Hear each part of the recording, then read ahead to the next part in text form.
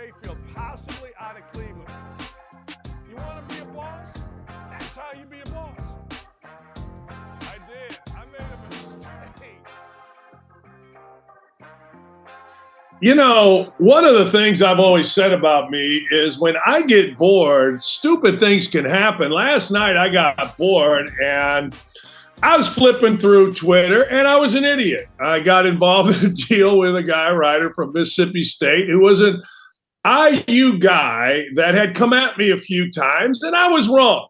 But it led somewhere. It always leads somewhere. I got thinking about Mike Leach, the recently deceased coach of Mississippi State, Texas Tech, Washington State. And I got talking I'm on a bit of a vacation with my family, and I got talking with my kids here, my stepchild, about student loans. And it hit me like, wait a second. Mike Leach discussed student loans. Now, I would love to play the 10-minute press conference that Mike Leach talked about student loans, but it's too long and we need more of me and less of that. And it's a bit rambly, but what he basically says is a couple of things. One, student loans are a freaking operation that's like the mafia, basically extorting kids for money. Two, how he tried to get out of student loans, why he got student loans. But it made me think about this. You know, yesterday I got on the show and I was very critical of college coaches. I was very critical of college coaches flipping kids on signing day. Nick Saban, he was celebrated for flipping a kid from Iowa to Alabama. And everybody in the college football sphere takes that as, oh, yeah, yay, rah, we flipped this kid. I take it as, wait a second. You go to a place of higher education and we celebrate flipping a kid. Now, that's fine. That's part of it. I ain't going to change it. But back to Mike Leach. So Mike Leach is talking about student loans and how horrible they are for students. And I thought to myself, man, I wish I'd have done that as a college coach. Imagine this. All right, the two most influential coaches right now probably in football are Nick Saban and Deion Sanders. I think we could all argue that if those two guys got going about the stupidity, the lack of empathy for 18 to 23-year-olds that aren't playing football, that aren't playing basketball, that aren't on scholarship, that are going to college, whether it's at Wabash College in Indiana or Indiana University or Washburn College or Kansas. What if coaches banded together and started discussing how awful, should be illegal, the extortion of college kids is? And it made me mad at myself. You know what happens as a college coach? As a college coach, you want the students at your game. I need the students at my games. I want the students. We've heard Nick Saban criticize students for leaving early. When I was a coach at Bowling Green, I grabbed Laura and Andrew, and we went to sororities and fraternities, and we talked and we talked and we talked about coming to the game. Well, you know what we did? We gave him a T-shirt. Maybe we had a raffle for some pizzas. No. You know what Mike Leach did? By talking about student loans, by defending the student, he taught a man to fish. There is two ways of going about it. It's biblical, people. You can give a guy a fish, he eats for a day. Teach a guy to fish, he eats for a lifetime. Mike Leach talking about student loans and how ridiculous they are was freaking genius. Genius. That's the genius of Mike Leach. I figured it out last night. He put himself inside the student. He didn't just give the kids a T-shirt and say, hey, come to our game. He made himself one of them, and it's brilliant. Imagine this. Imagine today. Just imagine it. If Deion Sanders, Nick Saban, Lincoln Riley, I mean, name it, Matt Rule, we're going to talk about Nebraska football coming up, all made a big deal about how much student loans are crushing the soul of kids going to college, not on scholarship. I'm not saying student loan forgiveness. That's not what I'm talking about. I'm talking about exorbitant rates paid back over years and years and years. Crippling. Not talking about forgiveness at all. I'm just talking about, look, let's go 3%, 1%. We don't need all this money pouring in to the federal government. Is it going to change? No. But I'm telling you, it would ingratiate the coach to the students like nothing ever has before. Still give T-shirts, still give pizza. So anyway, me being a moron last night led to something that I thought was absolutely freaking fascinating. It really was. And good for Mike Leach. Hey, let's show the world. Let's show the world the Mike Leach bus that went on with the Pirate, right? The Pirate bus is out, and Mike Leach, here it is. Swing swords, swing swords. But I'm telling you,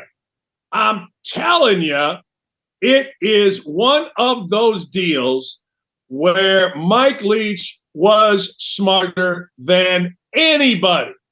I mean, I wish I had done that. I wish I had said to all the coaches in the MAC, look, we may not have any influence. I don't know. But daggone, would that make your students appreciate you? And it's a legitimate cause. I mean, let's be real. Now, that's a brilliant coach. At the end of the show, I'm going to get into a moron coach. I'm going to get into children masquerading as coaches, and I don't like it. And I'm talking about, once again, Juwan Howard. Now, I'll get into that as we go through the show. But dang, it hit me like an absolute bullet right between the eyes. And that's what normally happens with me, just so you understand. Out of stupidity, which I was an idiot, I was bored, I get bored. What do you want me to tell you? Out of stupidity comes greatness. And Mike Leach talking about student loans is absolute greatness. Bad news for the Tennessee Titans. This came down the pike pretty much after our show yesterday. Ryan Tannehill very likely has his season ended. Now, I've said this. I didn't live it as a coach. The most important thing you can do when you have enough talent is keep that talent healthy. This goes back a minute. But in 2007, Billy Donovan won his second national championship. And I think it was his second. Anyway, I went down there. Last practice they had in the spring, they had Joakim, what was his name? Joakim Noah, Laura? You know, thank you. Joakim Noah and Al Horford and the kid Green and Brewer. They were all done. Second national championship. And I was watching them. I was watching their workout, and I was talking to Billy Donovan, and I said, hey, how did you manage 2 national championships? And he said the number one way was we had to stay healthy. And I want you to think about this. So Ryan Tannehill is the quarterback of the Titans. We have to stay healthy. Can't stay healthy. Titans are reeling. Next thing you know, Titans have a quarterback that's going to be out for the season. Once in a while, you catch lightning in a bottle. You do. Once in a while, a guy comes in, and all of a sudden, man, he changed the fortunes of our team. That guy, the opportunity is going to fall on who? It's going to fall on Malik Willis. But when you're trying to win a title, when you are in a position like the Titans were, where a year ago they were the number 1 seed, this year they were at one point running away with the division. And all of a sudden, not only is your team reeling, but now your quarterback is out. It feels inside the organization like it's over. Nobody's going to say it. Nobody wants to say it. Nobody will say it. But that's the way it feels. It feels that way. And you know what? Quite frankly, it probably is. Look, NFL news. Our beloved Colts had 1 Pro Bowler, Quentin Nelson. The Philadelphia Eagles had 8 selections to the Pro Bowl, led, ladies and gentlemen, by Jalen Hurts and, ladies and gentlemen, A.J. Brown. A.J. Brown, much to the chagrin of the battling, fighting Titans makes the Pro Bowl. Then there's a lot of linemen, Dickerson and Lane Johnson and Kelsey and Reddick and running back Sanders and cornerback. But the truth of the matter is, what a deal. What a deal. On one hand, you got Tannehill, and he's out for the year. On the other hand, and guess what, by the way, the general manager of the Titans out for the year as well, as he got fired. And on the other hand, A.J. Brown. The only two teams without a Pro Bowl selection, the Chicago Bears, who basically traded their Pro Bowlers away, Roquan Smith, although I would argue you're going to see, I would guess, Justin Fields in whatever this Pro Bowl game is, because a lot of guys are going to opt out, and I don't know. Justin Fields will probably be there, and he probably will. AFC had Mahomes, Burrow, and Josh Allen as the quarterbacks. Hard to argue that. NFC, this is really wild. I mean, I want you to think about this. With all the names, Brady and Rodgers, let's listen to who is in the Pro Bowl from the NFC. I already mentioned Jalen Hurts, Geno Smith, and Kirk Cousins. Now, is that amazing? If you were going to line up before the season and you were going to go to DraftKings and say, all right, here is my parlay of quarterbacks to make all pro or the Pro Bowl in the NFC. Give me, all right, let me look. Geno Smith, okay. Cousins, and I'll tell you what, I'll take Hurts. You would probably get 10,000 to 1 odds on that. Speaking of odds on something, we, ladies and gentlemen, we are going to get into the great Marty Simmons, a.k.a. the Mute. Great, one of the all-time greatest high school players at Lawrenceville, Illinois. Great player at Indiana. He got screwed by Coach Knight. He went to Evansville, and his jersey is in the rafters at the University of Evansville. He coached the University of Evansville. They didn't think he was quite good enough, so they got rid of him, brought in Walter McCarty, and that, ladies and gentlemen, was a mess. Well, the great Marty Simmons Eastern Illinois team went into Iowa and whooped up on the Hawkeyes last night as an underdog, the likes of which we have never seen. And I will get into the numbers later on as we do the Dammy Awards. We'll get into those numbers. Is Bob ready? I see Bob's on the screen. The great Bob Rathburn is going to join us. Bob, you said it last night, man. You're the healthiest broadcaster in the business. And like Jimmy Pearsall, you got the papers to prove it, big boy. Exactly. And I didn't have to run around the bases backwards either. It's good to see you, Double D. Hey, I watched it. I'm not showing it. I don't like it. But December 5th, you're doing it. I read about you. You were sick. You weren't feeling well. Next thing you know, you black out for a minute. Dominique's got to make a nice play on your head. And everything's fine, though. What's going on here? Yeah, it was one of those weird set of circumstances where everything kind of hit at once. I knew I was sick for sure, but I was dehydrated, and they told me that the electrolytes were down and didn't have enough magnesium. It all kind of hit at once and forced me to pass out. Note to broadcasters everywhere, do not pass out on live television. It is not a good thing for your career. But Dan, it's nice to have a happy ending. I got thoroughly checked out from head to toe. And once the illness the stomach bug kind of passed, I felt fine. But they were determined at Emory to find out, what in the world happened. And they ran me through every test they've got. I'm sure the insurance company is thrilled, but they put me through every test they know and checked out 100%.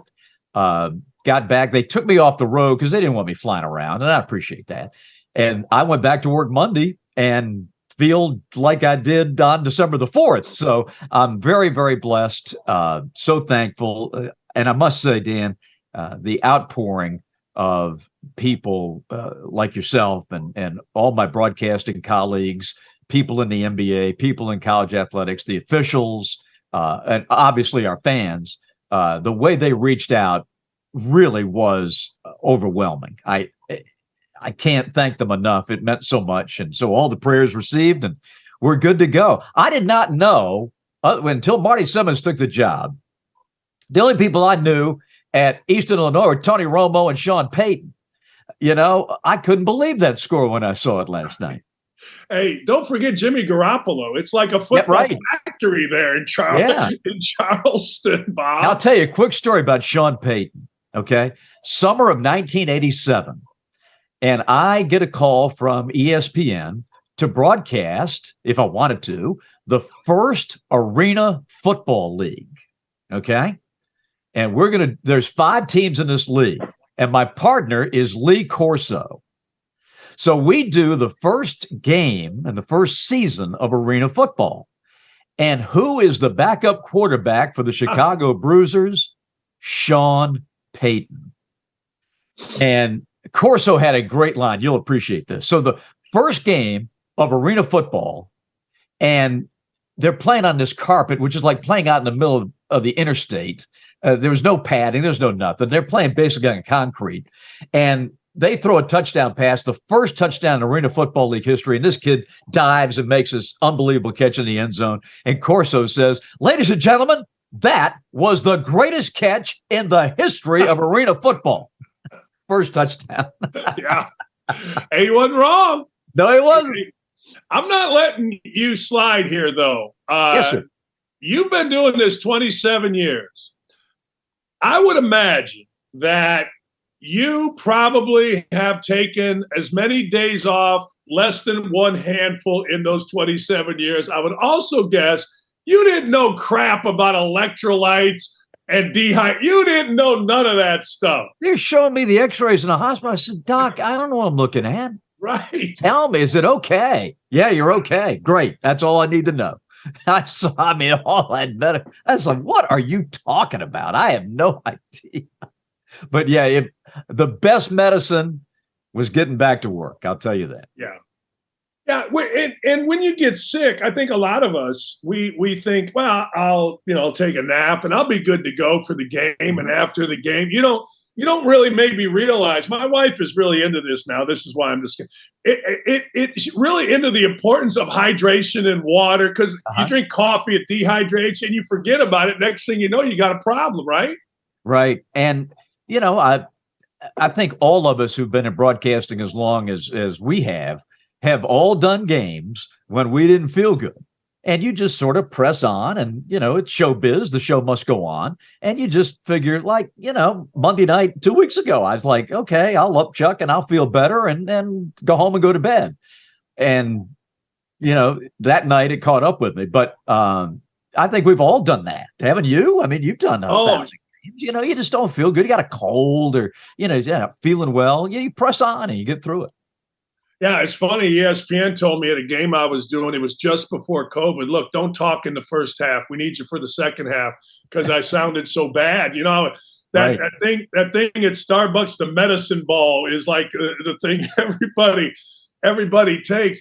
All right, so this is back December 5th. You're great since then. As you said, you got the papers and everything checked out fine. Yes, sir. Yep, checked out 100%. I had, you got to do the follow-up call, with the doctors. And I had one 2 days ago with the internal guy. And he said, the best line I've ever heard from a doctor. He said, "I release you to the wild." So all good. I have no restrictions, no dietary restriction, nothing. Just like I was December 4th. It's funny. I don't know, and I don't want to bring up. I got pissed off at awful announcing. They showed that thing. I got after the frickin', Ben Koo, who's running the thing. I'm like, you guys are idiots, man. How about a little respect for somebody? You know what I mean? I don't know.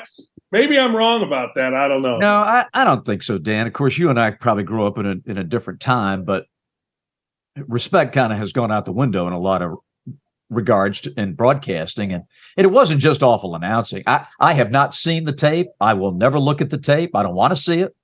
But it was the same thing here in Atlanta. Mary Beth, my wife and son, were in my hospital room. I had been taken downstairs for another battery of x-rays, and they were waiting for me to come back up in the room, and they had the local news on. Now, this is on Wednesday after it happened on Monday, and there it is again on a loop, as it wasn't even a news story. It was part of the promo for the news. Well, Mama Bear did not take kindly to that. And whoever the news director was who made that call got an earful. And thanks to the Hawks and the NBA, they did everything they could to try to get it taken down. And they did most places. It still lives, I think, in YouTube and some other places. And it will. That's just kind of the day that we live in, right? But I think like Twitter and a lot of the news outlets, they got it taken down. I mean, it's just some basic human dignity, please. That's what I feel. Hey, while I got you, you are the king of Atlanta. You are the king of Atlanta. I am a long-suffering, except for 1 year, Cubs fan. We just brought Dansby Swanson over. Are we happy? I'm very happy. Should I be very happy? You're going to love Dansby Swanson. All right. He's a local kid. He's from here. Yeah. Marietta guy. And playing for the Braves was his lifelong dream. But, it was time for him to cash in. And I think, obviously, you know how I feel about the Cubs. I think that is one of the, the great franchises and one of the great everything, the fan base, the park, the whole experience of Chicago.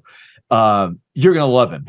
The one thing about him, Dan, in this day and age, of course, in our sport, load management, you're going to love Swanson. He plays every day. And I think that's one of the keys to the Braves' success the last few years until Freddie left to go to the Dodgers. I mean, every day you had Freddie and Ozzie and, Dansby at shortstop every day, 162 games a year. And I think that's what you'll enjoy the most about him. He's very consistent. He timed a career year perfectly.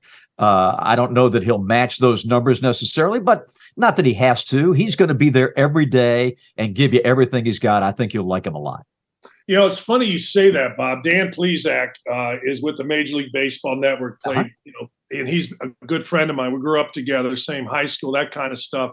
And when we would talk about the Braves, that's the first thing he said. He calls it posting.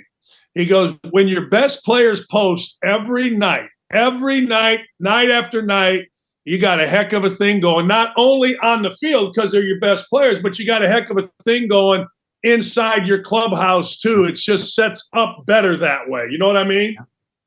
And that has been the mantra of these Braves. I mean, they just get the lunch pail and off to work they go. And, we have obviously, the Braves' success has been crazy these last few years.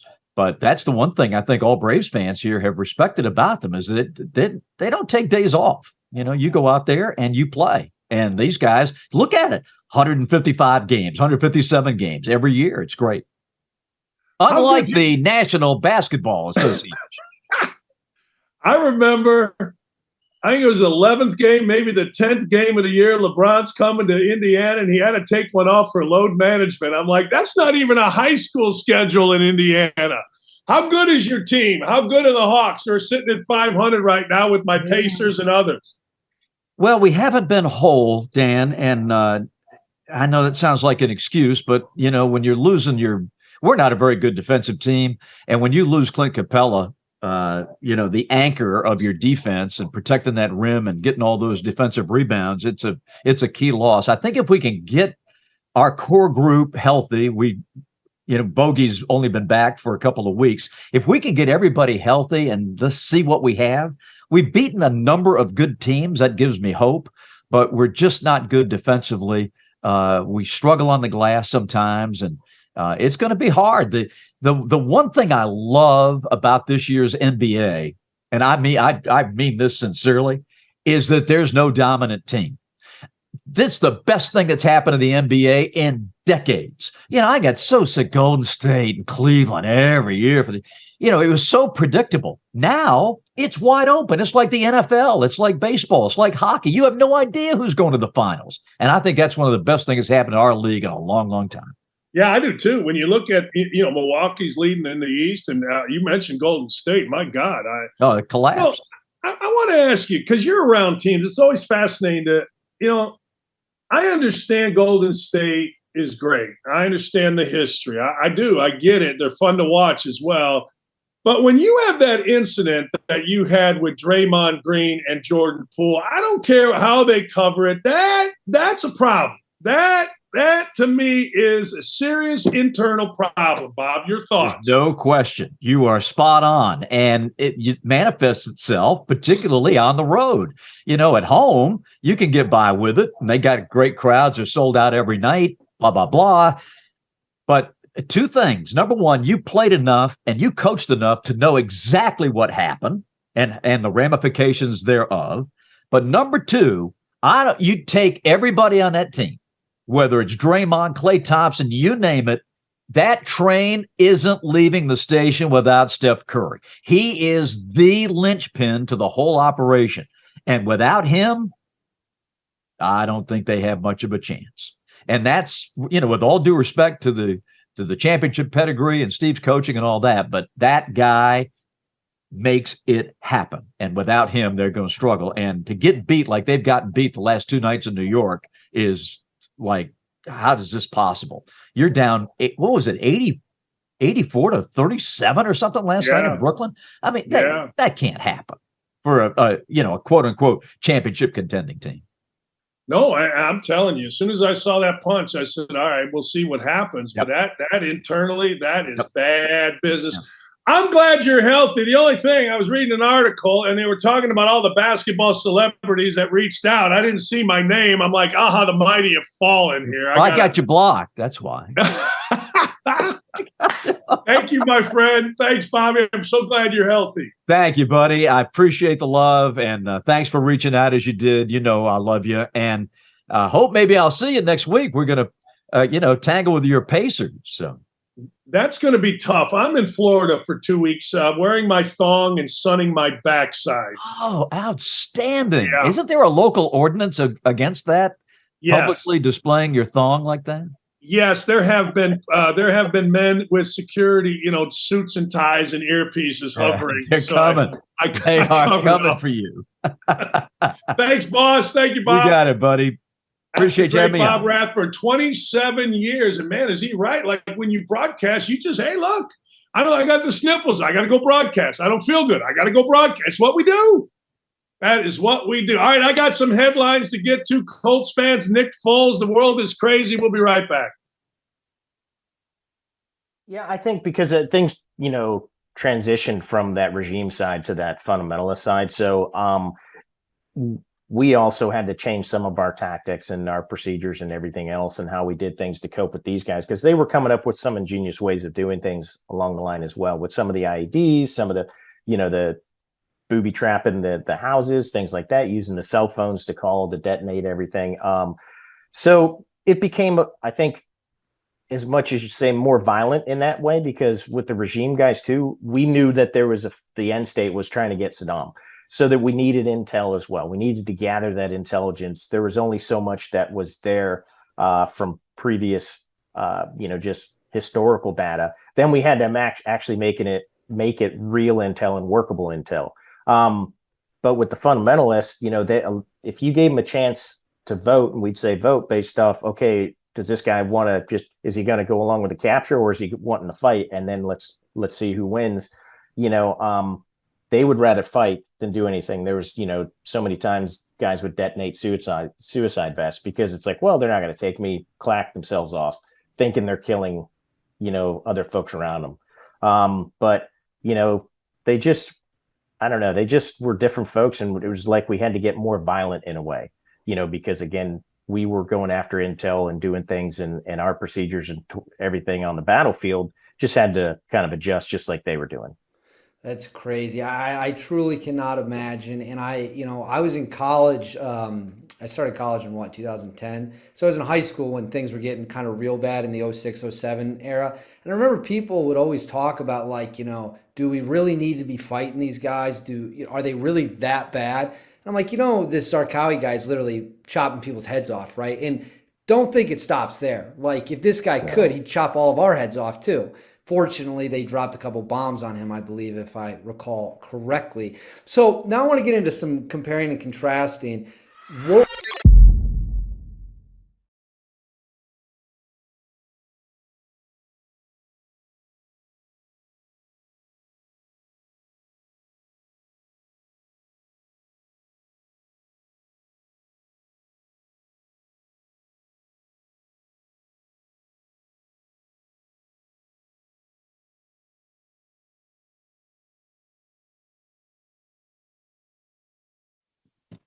Guys, I don't know what to tell you. You try to revise history, right? We all try to go back. You ever have, and this is for you, Jennifer, and you guys as well, you ever go back to an old boyfriend or an old girlfriend because, time gets away from you, and you know what? I can't remember why we broke up, and then you go back, and then you realize, oh, yeah, I remember that action. I do. Well, that's how I feel every time I see Nick Foles back in the starting lineup somewhere. Nick Foles was a hero. Let's be honest. Nick Foles, Super Bowl hero. Ever since Nick Foles, Super Bowl hero, ever since that was said, do you know what teams have been trying to do? They have been trying, ladies and gentlemen, to find that Nick Foles. They have been trying to get Nick Foles to be the Nick Foles of the Super Bowl champion Philadelphia Eagles. And it has not happened. So now here we go again. We're trying to recapture 2017. Actually, for you Colts fans, it's not really about recapturing 2017. It's about salvaging a season. It's about salvaging at least some shred of dignity inside the Colts organization. Now, the Colts are doing everything they can. We got new blue uniforms. Come on down to the field before. Participate in the light show with the fans. Good for Jimmy Irsay. Good for the promotions team. But the on-field, ladies and gentlemen, has been a mess. So what do? You paid $148 million in quarterbacks in 2008, including, $14 million for this guy or whatever it is. Couple years, 7 apiece, whatever. So now you went from Matt Ryan, the human statue, to Sam Ehlinger, the young and up-and-comer. Neither of those really worked out. And now you're going somewhere where a lot of fans have been saying, why didn't you do this early? I mean, you brought and said Nick Foles was the best backup quarterback in the league. That's what we were told. So now Nick Foles gets a chance against the Chargers at home. It's kind of set up for the guy. And I would anticipate, frankly, Nick Foles playing pretty well. Look, there's no Jonathan Taylor with the Colts. That certainly hurts. But I don't know. You're at home. The dude seems to be a veteran. He's good in short doses, a little bit like me. I'm good in short doses. You give me too much, it's a bit of a problem. But anyway, we're going to see another shot at redemption for the Philly special for Nick Foles. It's like going back to the old girlfriend. Y'all do it. I did it. Everybody does. You do it. What are you going to tell? What are you telling me? You just do it.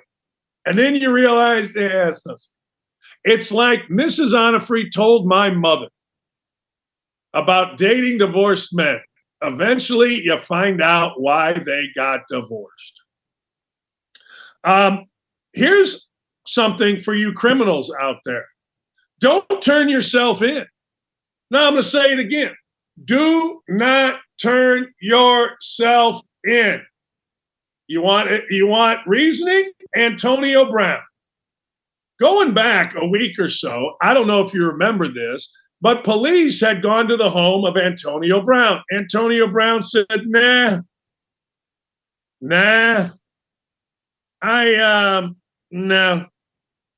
I'm not coming out. Nope. there was a little bit of a standoff, not one of those crazy standoffs, not one of those that we see on TV where the SWAT team comes in or anything like that. But there was a little bit of a standoff. Fast forward yesterday. Charges have been dropped against Antonio Brown. Nuh-uh, we ain't doing it. We're good. Arrest warrant withdrawn. He won't face battery charges. Look, here's the deal. He got issued a warrant back in November after a woman accused a former player of throwing a shoe at her during a violent incident November 28th. All right.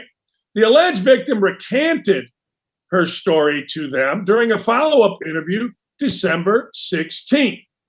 But in between there, the police had gone to Antonio Brown's house.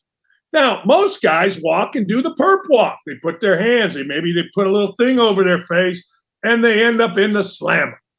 Antonio Brown said, I ain't doing it. I ain't coming out. Police made probably a pretty good move, right? Made a good move, not busting in doors, not being crazy. They let it go. I don't know what you do in between telling the police I'm not coming out and the police saying, all right, we don't have a warrant anymore based on December 16th. I don't know what you do in between, but I do know this. From the time they set foot on Antonio Brown's property till right now and the immediate future, my man is free and clear. So good for him. Maybe there's a lesson in there. Don't ever turn yourself in, I guess. I don't know. Or maybe don't ever put yourself in a position like Antonio Brown put himself in. Maybe that's the bigger lesson. I don't know. All I know is this. The world is nutty. All right, how about this? A woman's prison in Washington confirmed to Outkick. It holds a male. Now I want you to listen to this story. It holds a male. You ready? That a woman's prison. You ready? A woman's prison is holding a male who repeatedly raped a 13-year-old girl. He moved her, they moved him, her, to a women's prison because he sometimes feels like he is a woman. And the male inmates scare him. Now, I want you to think about that just for a second. So this is a male, all right? This is a dude that repeatedly raped a 13-year-old girl. Goes to jail, men's prison, says, wait a second, I sometimes feel like I am a girl. The you-know-whats in Washington, the state, not the city, say, you know what? You're right. Let's put you in the women's prison. Because, well, the men scare me. I want you to think about that for a second. Does anybody ever care about the victim's rights? Can I ask? Does anybody? Why are we so, I don't know the right word, desensitized to the victim? So you are a criminal of the worst kind, even in prisons. Now remember this, even in prisons, there is law and order relative to children's sex crimes.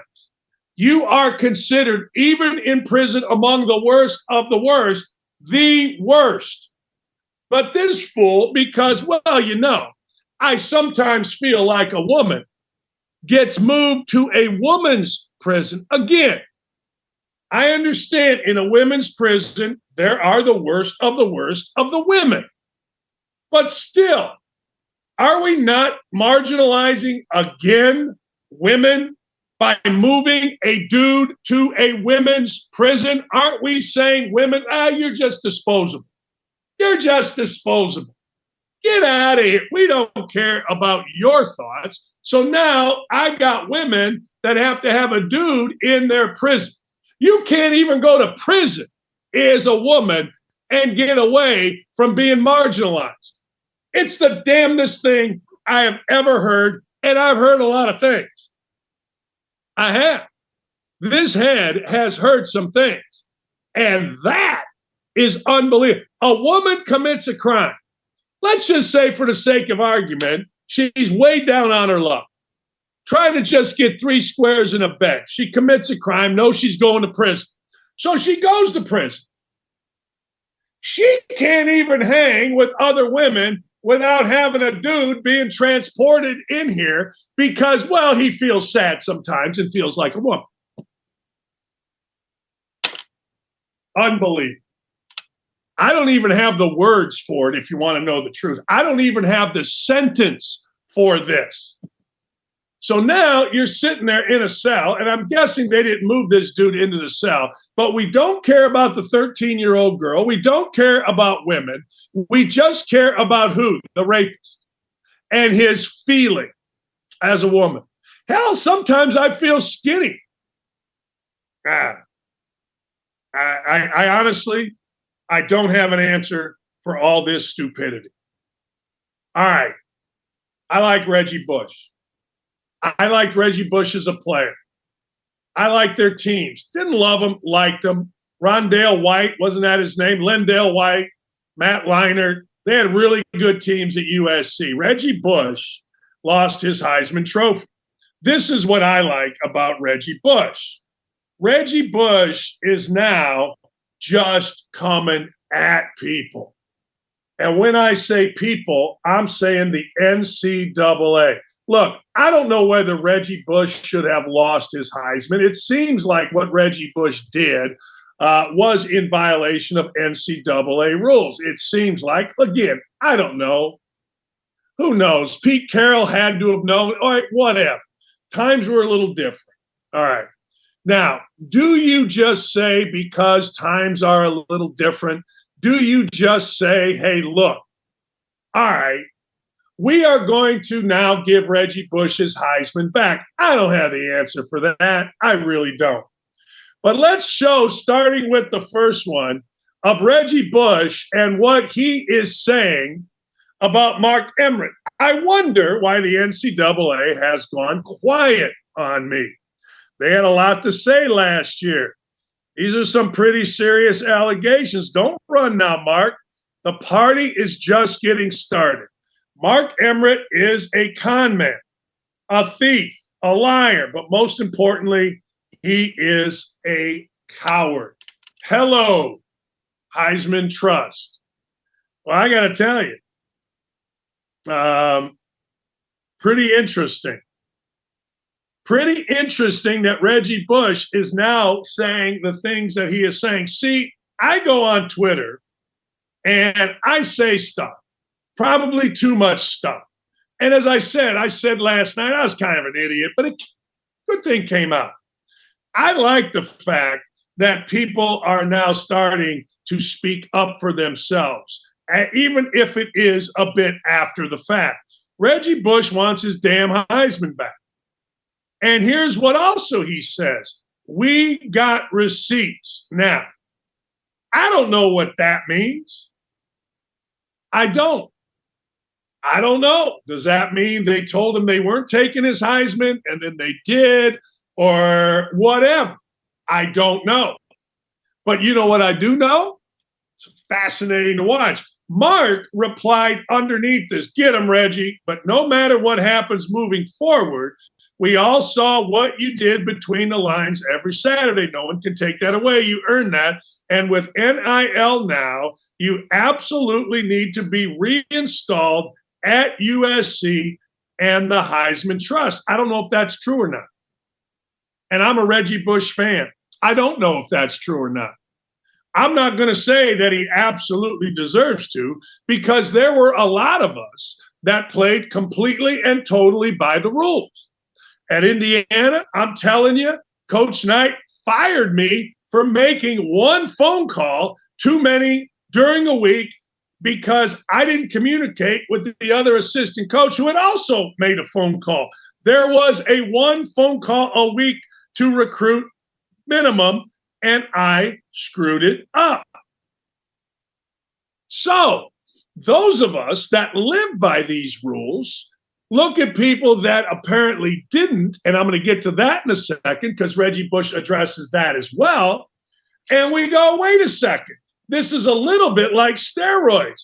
Some second baseman down in AA decides to take roids. The other second baseman decides not to. The guy that doesn't take steroids is selling insurance in Poughkeepsie. The guy that does take steroids is hitting home runs in the bigs, making millions. I'm just saying, there are consequences. It's not a victimless crime. All right? Here's the next one. The truth is the NCAA's only witness is a convicted felon who was in prison for rape months before he sat down with the NCAA to spread more lies, which they believe. Now they are paying for it. Literally, 8 million. Jeez, how do you guys look yourselves in the mirror? All right. There you go. So Reggie Bush is saying what a lot of people are saying, and that is, you're listening to idiots. You paid off idiots.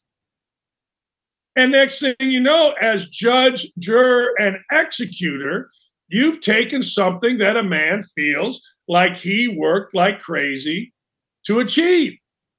Now, here's the thing, though. Here's the thing you got to understand. There's always a backstory. You guys know this.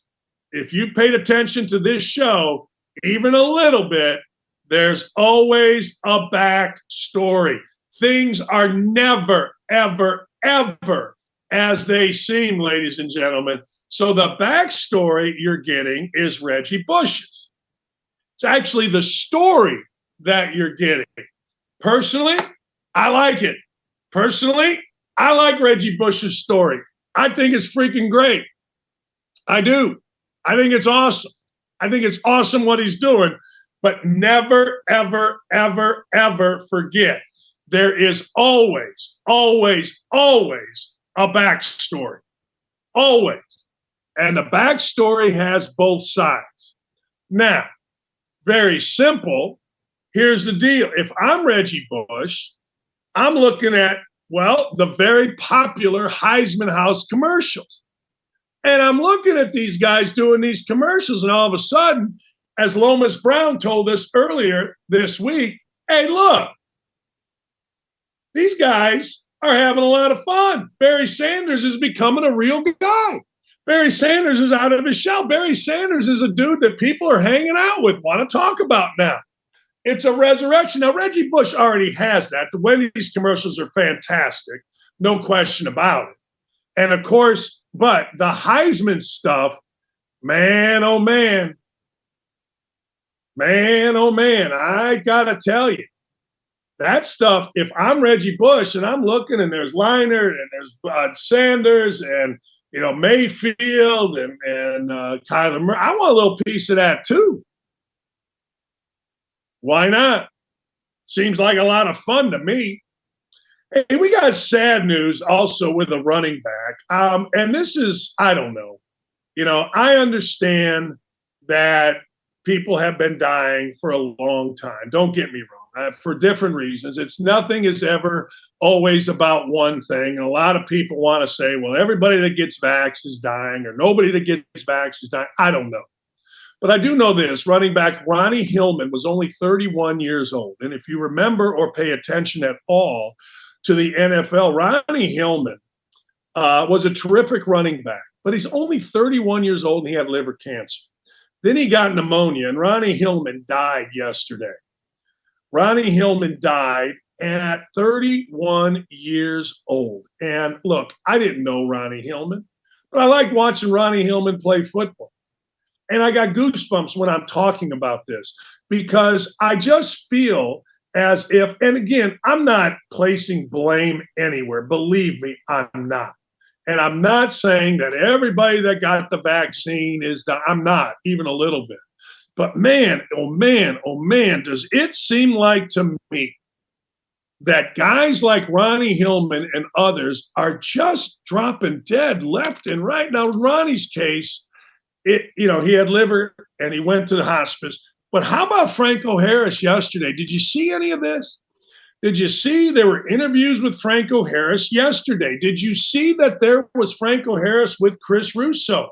And the next thing you know, look, I am not saying anything about anything to make this political at all. But all I'm saying is love the people you're with. Serious business. Because for whatever the reason, whatever the cause, it feels like, I'm not saying it is, but it feels like people at varying young-ish ages are dying at rates that we've not really ever seen. It feels that way, at least to me. So as I look at this, I say to myself, wow, horrendous. Bleacher Report, keeping with the NFL, is saying that the NFL has announced a multi-year deal with Google's YouTube TV for exclusive Sunday ticket rights. So there you go. So the Sunday ticket, which I first came across on DirecTV, when I left DirecTV, I couldn't get Sunday ticket. I didn't like that. But now Sunday ticket is going to be on YouTube TV. Now, I ask a very simple question, and I always, as always, must defer to the YouTube chat. Does that make it easier for me to get it? Does it make it more difficult for me to get it? How does this make it for me? All right? Me. I don't know. But I do know this. It was easy when I had DirecTV. I pushed the button. It said buy. I paid half. Then I paid another half. I don't know. But I want to know. Because I have yet to figure out the whole YouTube TV / Xfinity / whatever. So please inform me. Ryan Mueller says we will pay for another daggone subscription.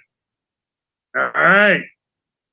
Dan, where is your tan, or is it just too much lighting? I fell asleep yesterday in the sun. I've been sick, and it was absolutely glorious. Dan, Bill Martin says, I have YouTube TV. It's far better and far cheaper. Spice Rack says, I ain't signing up for Sunday ticket on YouTube, just like I didn't on DirecTV. So there you go. A lot of people are saying the jab. Dan Zachary says, the only reason I've not got Sunday ticket is because of DirecTV. Being on YouTube makes it easier for me. I use YouTube TV as a way to watch TV. So what I'm thinking is this. It makes it easier for a guy that doesn't have DirecTV. DirecTV, it was the only way that you could get the Sunday ticket. Where I live, DirecTV wasn't going to work. It just wasn't. It was too low. There were trees. It wasn't going to come in. And frankly, I got tired of DirecTV. I got tired of it going out. I got tired of being at the whim of DirecTV. The cables are underground. Everything is beautiful. I got no problem with the good folks at Xfinity. None. Zero. Zip. So there you go. But I do agree it is going to be easier because now I can simply get it. And getting it is, well, this is going to be really stupid, the key to having it. Right? No, I think so. So there you go. DirecTV, we are in. Boom. Away we go. All right. A couple of other things. We had Bob Rathburn on. As we move forward, there's a lot going on in college football. And I want to go back to Mike Leach. Next time I interview a college football coach or basketball coach, I'm going to bring up the fact that Mike Leach spoke out, ingraining himself to the students at Washington State about the awfulness they face with student loans. I would love to play it for you, but it's a 10-minute rant. It's 10 minutes, and that would be less of me.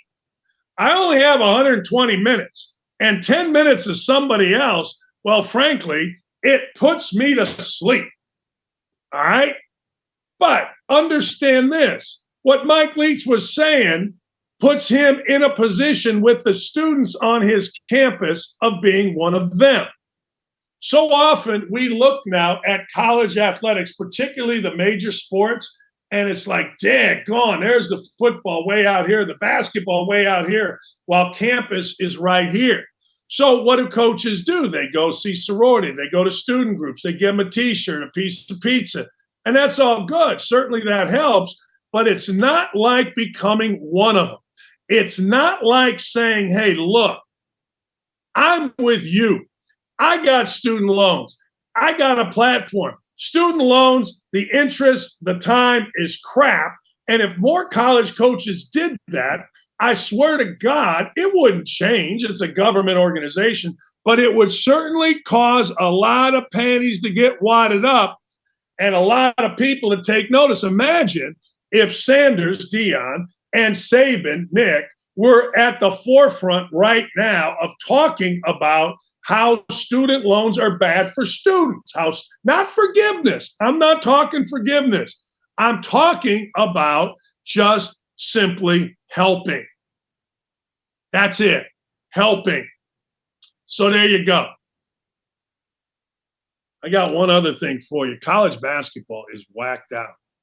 I mean, it is whacked out. We already talked about what happened with Eastern Illinois last night. Did you know last night, number 25, Arizona State, who's played really well under Bobby Hurley, went to San Francisco and lost by not 10, not 20, not 30, not 31, 32, 33, 34, 35, 36, but 37 points, 97 to 60. College basketball's nuts right now. So they go up to San Francisco, USF, home of the Dons, and lose by 37 points. Man, college basketball. Awesome. All right. We're going to have a chat. We're going to talk some Nebraska football coming up here. What is this? I didn't see that. Is there a poll on the YouTube chat that I need to know about? Are you guys How is Dan bronzing in Florida so far? I got to tell you, my daughter over here, everybody, and I fell dead asleep. I had worked out like a crazy person, was feeling terrible. I fell asleep.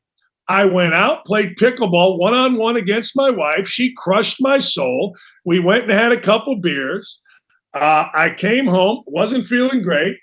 My mother-in-law and I took a little snort of whiskey. I beat my daughter in rummy, whined about having to do the dishes, and went to bed. And I did whine about having to do the dishes. I did. I did. What do you want me to tell you?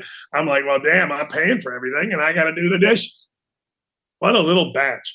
Nick Klaus is the man. He is the man inside of Nebraska football. We're going to talk because there's a lot of interesting stuff going on in Nebraska. Did you know that Nebraska football is being compared to USC basketball? Now, I'm thinking to myself, USC basketball, Andy Einfeld, he's been there a long time. Matt Rule is over here at Nebraska. How are these two comparable? But I was reading an article today, and I got to tell you, they're very, very comparable. All right. Then I got the damn awards. The damn awards are good today.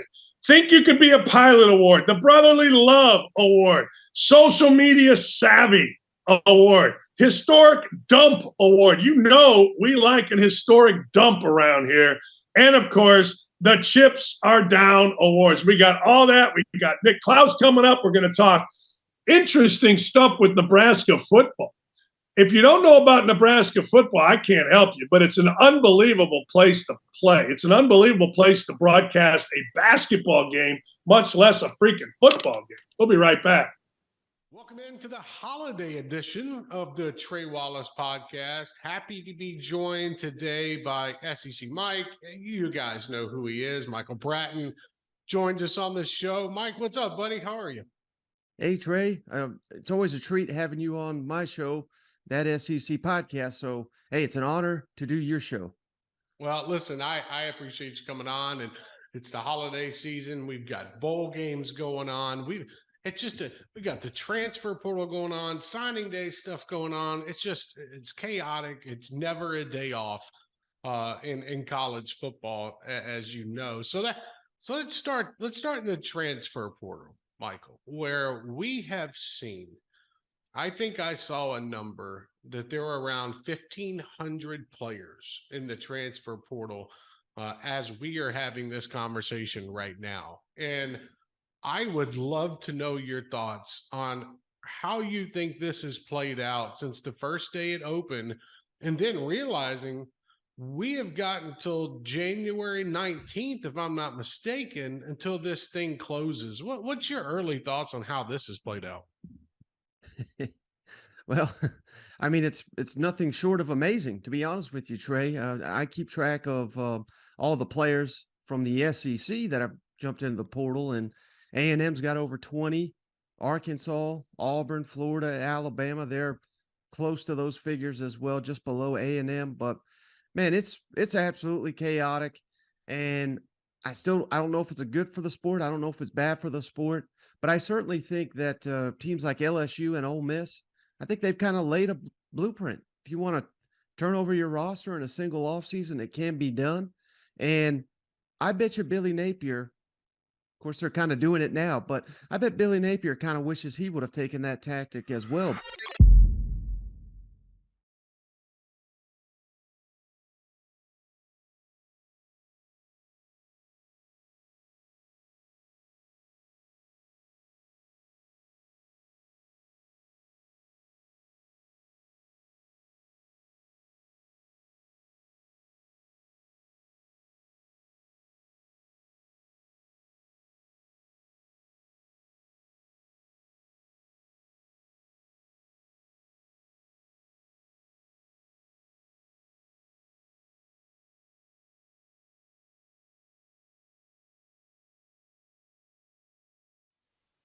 Man, I've been talking to Nate Klaus, calling him Nick. I have a friend named Nick Klaus. I apologize, Nate, off the air. I'm sorry. What an idiot I am. You're good. No, you don't be afraid to whack me around a little bit. All right, we're going to talk a little Nebraska football, rivals inside Nebraska. It's always something going on there. I want to get into this real quick. Number one quarterback recruit in the country. He is going to Ohio State. Dylan Ranola, I may say the name wrong, but his dad, I remember his dad. His dad was a great player. He's kept on staff at Nebraska by Matt Rule. So all of a sudden, Dylan decides to decommit. What's going on here? I like it. I like this. Well, so Dylan, like you said, is the number one quarterback recruit in the class of 2024.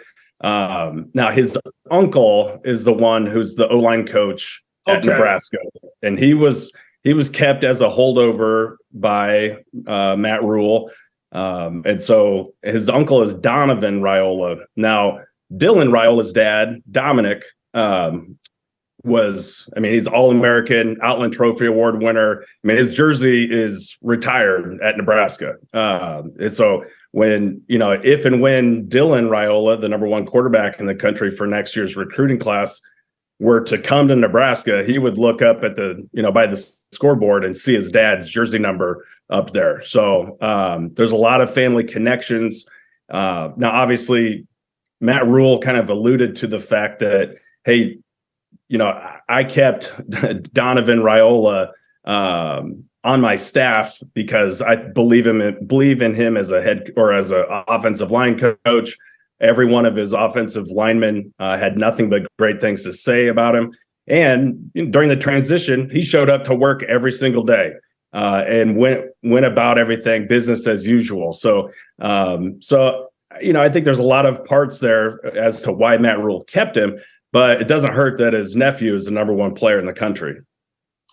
right now, I watched Jeff Sims at Georgia Tech. I don't know if he's the greatest quarter. I don't know, but he's damn good, that guy. I thought he's the perfect kind of modern college quarterback. Throw for over 4,000, run for over 1,000. Getting him, that's a huge deal for Matt Rule and Nebraska, no?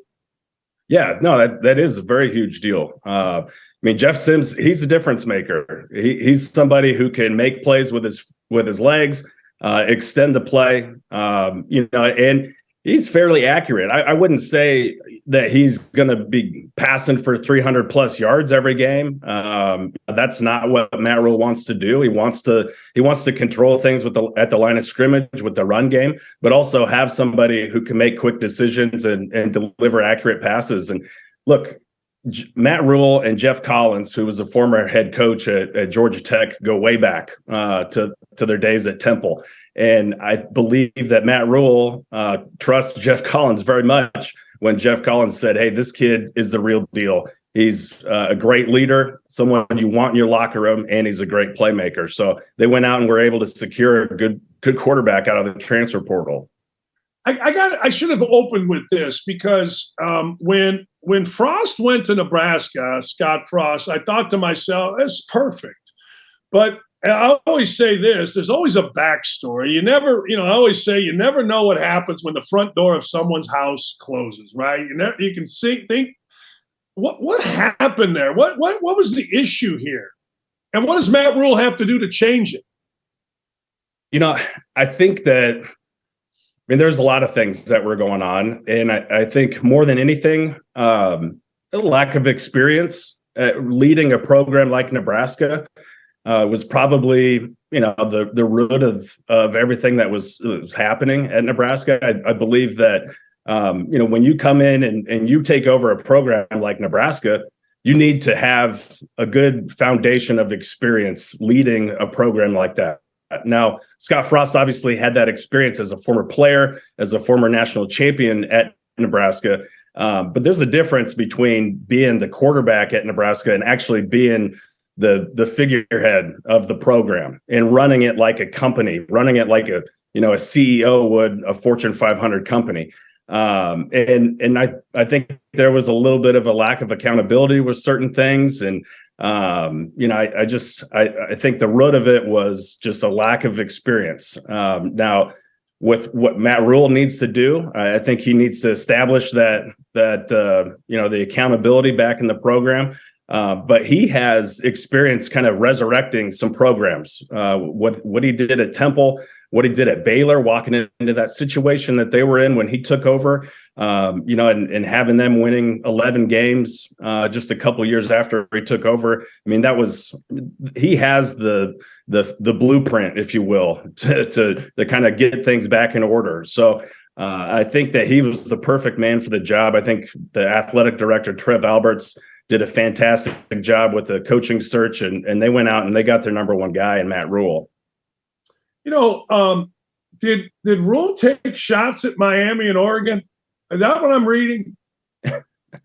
I think, I don't know if he necessarily took shots. There may have been, some backhanded comments. I don't know. I think that Matt Rule is very comfortable with who he is, the type of program that he wants to run. And he's not afraid to let people know, hey, this is how I'm going to do it. And this is the way that it works. Say what you want to say about Matt Rule and what happened with the Carolina Panthers, but you can't argue with the success that he's had in the college game. And he'll be the first one to tell you that I learned a lot about myself as a head coach with the way things happen in Carolina. And my ego is not too big to kind of, to use those lessons that I learned in the pro game and kind of put them into action, at Nebraska. And so I think that he's very comfortable. He's very genuine with who he is, the type of program he wants to run, and he's not going to get up in front of anybody and fake it. One of the things I look to me, if I'm Matt Rule, the first thing that I'm doing is what he's doing. I got to get a quarterback. If there's discipline that's needed, fine. I got to get my staff. And look, I got to show that I am unafraid on the recruiting trail of going up. I don't give a damn if it's Oregon. I don't give a damn if it's Miami, Ohio State. Let me go this route with you. I always felt like two schools in the Big Ten were really positioned nicely for NIL. One was Ohio State. It's the game in town. There's really no pro sports team in there. And then the other is Nebraska for a variety of reasons, same reasons, but also, you know what? The fan base is insane. How is Nebraska in the world of NIL? How are they fixed? Well, they're fixed up very, very well. They're never going to be the top NIL destination, but they're going to be able to come very close and matching some of those deals. Casey Thompson last year is making well over six figures with certain NIL deals. If you're the quarterback, if you're a starter, you're making decent NIL money at Nebraska. And that's just like you said, Danny, they've got a tremendous fan base. They're the only show in town. There's no other Division I football program in the state. There's obviously no pro sports in the state of Nebraska. So you have everyone's attention. And so they're set up very well with the NIL. And that's a whole new layer to recruiting these days, as you know. It's not just about how you're going to be developed when you get into a program now, or how you're going to be set up for maybe obtaining your goals to playing at the next level. It's okay. What can you do for me? How can I make money off my name, image, and likeness? And at Nebraska, you can certainly cash in on that because everyone wants to have some sort of sponsorship deal with you. The collectives at Nebraska are very, very big and well funded. And so that's something I think, even though Matt Rule has never had to deal with that before now, because that all kind of came about while he was in the pro game. He's walking into a really good situation at Nebraska, having those types of things already in place and well funded NIL collectives to work with. Nate, what? Right from the get-go, you got Jeff Sims coming, Casey Thompson, he's got another year if he wants. Nebraska fans are the best in the country, my opinion, showing up. What is the expectation immediately for Matt Rule? What will be considered a success? What will be considered a disappointment? Yeah, that's a really good question, because the fans that I'm talking to, they're not putting necessarily a win-loss record on year number one on Matt Rule. He has a long contract. Nebraska has they're committed to him and they've given him a long runway. Now, the fans at the same time, they're not saying, well, this is a 5, 6, 7 year rebuild project. That's out of the question. But I think they want to see respectable football. They want to watch a game and be proud of the product on the field. And they want consistency. It's not about just playing within one score. Scott Frost did that a lot. He had a lot of close games at Nebraska, but he could never win those close games. And so I think that they're not necessarily saying, well, if Matt Rule doesn't win 6 games and go to a bowl game in year number one, it wasn't a success. But I think they just want to see a respectable product on the field. They want to see the team continuing to get better and kind of light at the end of the tunnel, if you will. What happened? Last thing, I'll let you go. What happened here? I know Mickey Joseph. Trev Alberts said, you're done over here. What happened here, and what is going to happen with this situation with Joseph moving forward? I'm not sure. We kind of have to just let the legal process play out there. I've covered Nebraska football or been involved with Nebraska football for 20 plus years now, and when that news came out about, the domestic violence with Mickey Joseph and everything, that was shocking. I did not expect, you hate to hear about anything like that ever happens, but, Mickey was set up to either, he was interviewing for some lower level head coaching jobs. He was set up to become, possibly the highest paid assistant coach in the country on Matt Rule's staff. And then, he kind of ran into this.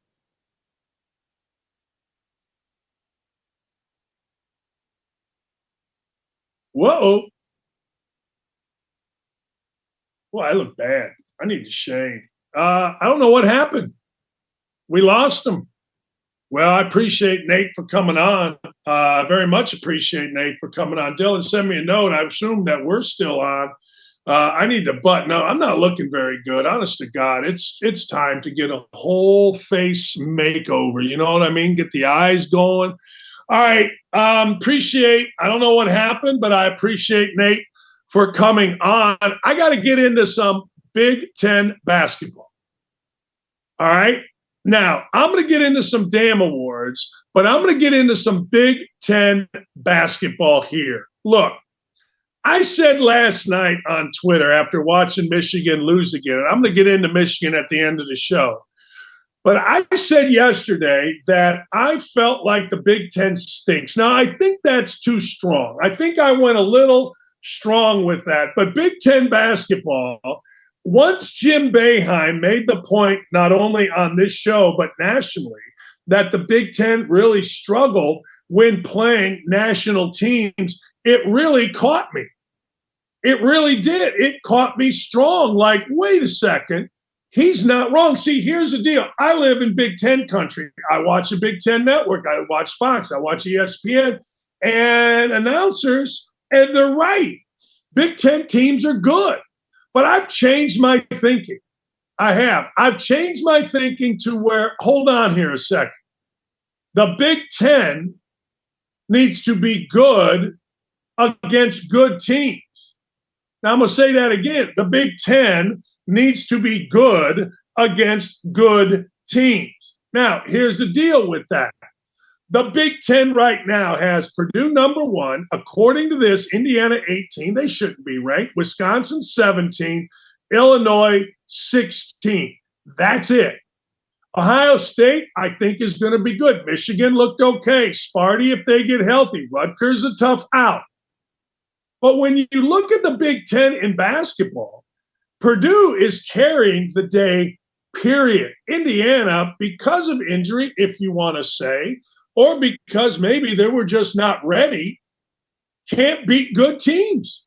Michigan had a chance last night. North Carolina is playing much better.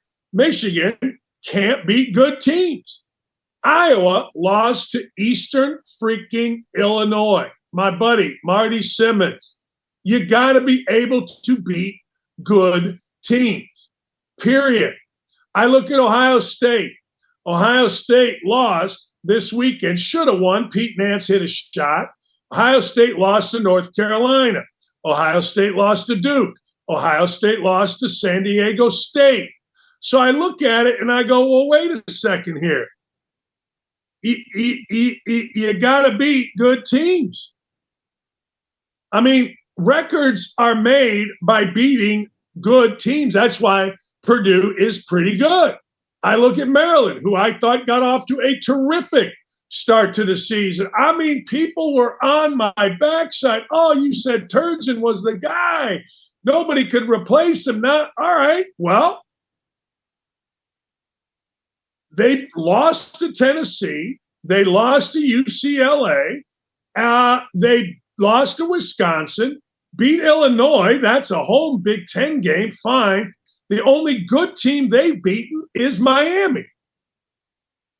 People act all the time like these teams are so good, and I'm guilty of it. Kelvin Sampson, the coach at Houston, said about the American, we need somebody at ESPN that promotes the American like Dakich does the Big Ten, and I'm right. But when Boeheim said this, I started looking.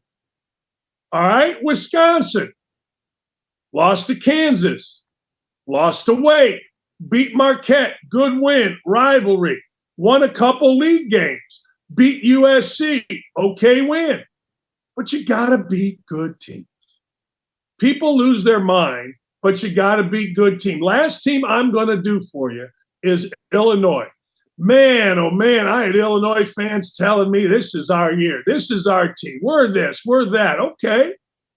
Illinois beat Virginia. That's beating a good team. No, I'm sorry. Lost to Virginia. Lost to Virginia. Beat Syracuse. All right. Syracuse wasn't very good then. They're better now, so that's going to look like a better win. Beat UCLA. That's a good win. Beat Texas. That's a good win. So when I look at Illinois, I say to myself, all right, you lost to Virginia. You lost a home game against Penn State by 15. And you lost to Maryland. But you beat a couple good teams. Maybe you're legit. Don't even get me started on Indiana. Indiana just beat Elon, and we go, yay, rah, 6 banner coming. But the truth of the matter is you lose at Rutgers, you lose by 20, or actually 14 to Arizona, and 22 to Kansas. So who have you beaten? Good win at Xavier. That win will keep looking better. Good win against North Carolina. At the time, Carolina was reeling. Carolina's better now. That win will look better.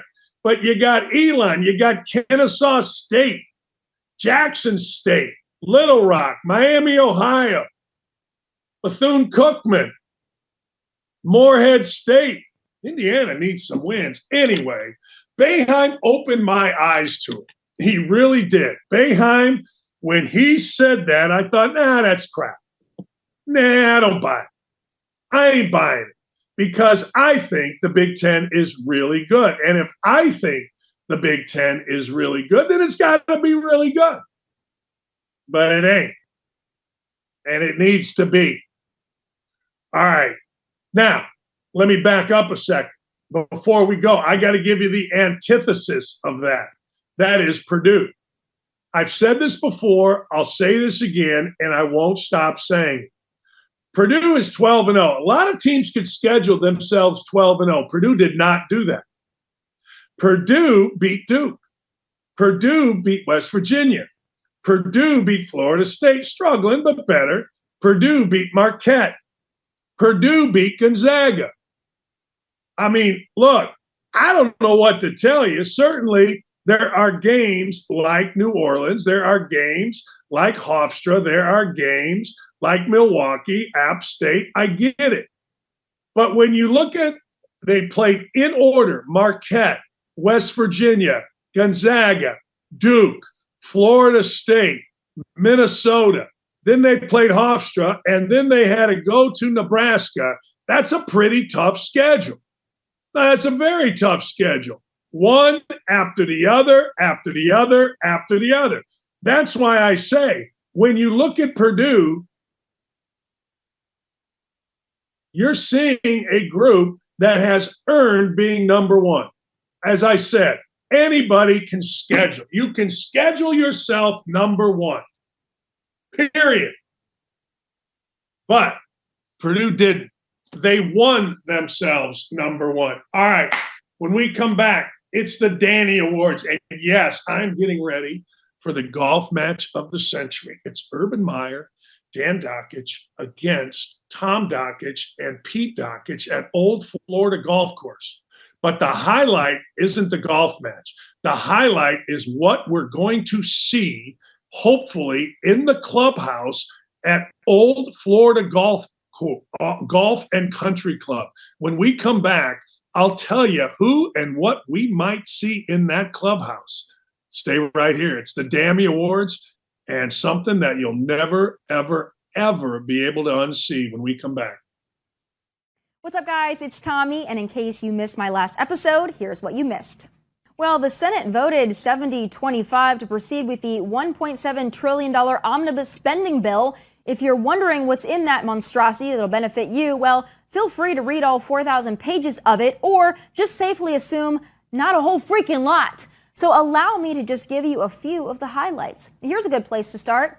It prohibits CBP funding from being used to improve border security because it's not like the invasion at our southern border is something Democrats or rhinos would care to address.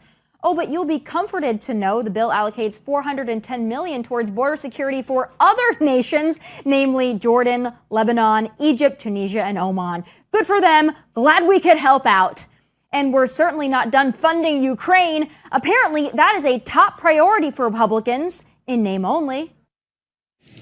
Providing assistance for the Ukrainians to defeat the Russians, that's the number one priority for the United States right now, according to most Republicans. That's sort of how we see the challenges confronting the country at the moment. Ukraine gets another $45 billion, and just for good measure, a Ukrainian Independence Park will be created in Washington, D.C. So special and giving of us, huh? Magical. But wait, there's more. Also included is $1.438 billion in spending for membership in global multilateral organizations, including the United Nations, $65 million for restoring Pacific salmon populations, $3 million for bee-friendly highways, and an additional $5 million in further spending for salmon. Damn sure would be nice to be a salmon instead of a taxpayer, huh? But if you thought the radical leftist agenda smashed into this bill ended there, well, wrong. There's $575 million in spending for family planning or reproductive health in the bill, targeted to areas where population growth threatens biodiversity or endangered species, whatever the hell that means. Oh, and you'll be delighted to know earmarks have also been added to fund the celebration of Democrats, such as naming a federal building after Nancy Pelosi and a trail named after Michelle Obama. But folks, according to the press, both sides are claiming victory with this joke of a bill. And when I say both sides, I mean Democrats, Mitch McConnell, and the establishment. This is such an embarrassment, and mostly for Republicans, because once again, we've given D.C. a blank check to go buck wild, and once again, we've trusted so-called Republicans not to. In case you're wondering, that was a big fat freaking mistake. At this point, we might as well just start flushing our own money down the toilet and take out the government middleman. Tune in tonight at 7 p.m. Eastern on Outkick.com. I will be joined by the one and only Kirk Cameron, who was denied story time hours in public libraries because of his faith-based book. You don't want to miss it.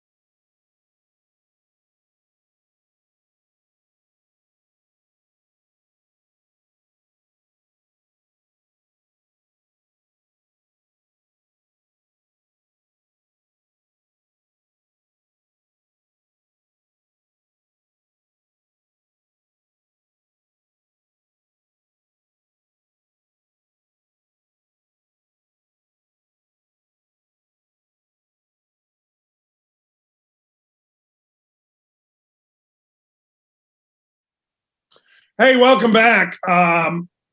It's going to happen at about noon. We're going to walk into Old Florida Golf Course, which is owned, started, ran by the great Mike Ditka. And there is a very good chance that Ditka will be in there playing gin with his buddies, smoking a cigar. And I'm hoping against hope that Ditka isn't naked. I hope not. There have been reports that he at Bobolink will play golf with only, or play gin with only a towel. I was at Old Florida last year at this time, and I got to tell you, he was there. He was fully clothed, and we were very happy about that. Let's just be honest, so that we could continue and just play golf and have a nice afternoon.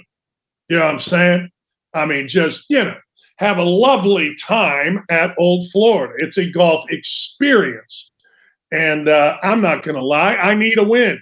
All right. So hopefully Urban and myself can take down my brother and my nephew, who, by the way, has $762 of mine in his pocket in this calendar year. And I believe this to be the last time. Let's go to the Dammy Awards.